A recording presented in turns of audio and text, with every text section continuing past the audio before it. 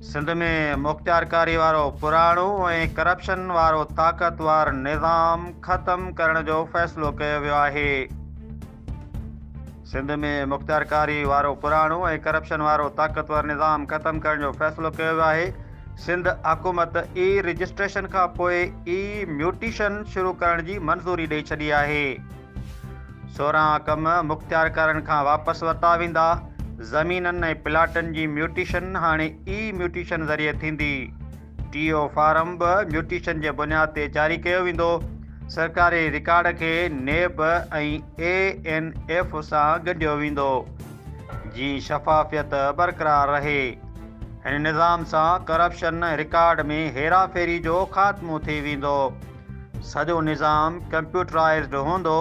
हिन नए निज़ाम खां अॻु ज़मीन जी मुंतक़िली म्यूटेशन मुकमल तौर ते मुख़्तियारकार जे हथ में हूंदी हुई, जंहिं करे आम माण्हुनि खे केतिरा ई चकर कटणा पवंदा हुआ। करप्शन जूं शिकायतूं आम हुयूं। हाणे मुख़्तियारकारनि वटां दफ़्तरी इख़्तियार ख़त्म करे सॼो अमल ऑनलाइन कयो वेंदो।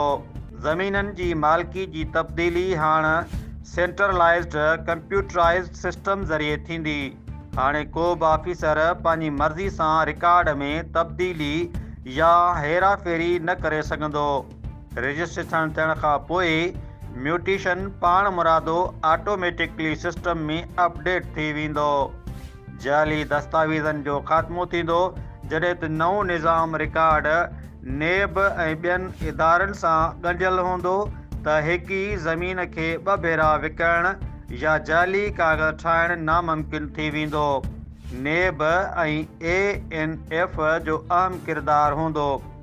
हुकूमत पारां इन निज़ाम खे उन्हनि इदारनि सां ॻंढण जो मक़सदु इहो आहे त जेकॾहिं को ॾोहारी या करप्ट ऑफिसर ग़ैरक़ानूनी रक़म सां ज़मीन ख़रीद करे थो त उन्हनि इदारनि खे फ़ौरी तौर ते इतला मिली वेंदो।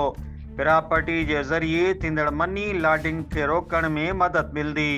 हाणे शहरियुनि खे टीओ फार्म हासिल करण लाइ मुख़्तियारकार जी ऑफिस जा चकर न लॻाइणा पवंदा, पर उहे दस्तावेज़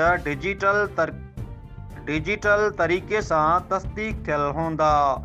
रिपोर्ट करे रहियो आहे फैसल मुश्ताक लिगारी, team human rights Pakistan, social media center Sindh, Tando Bago, जोडो।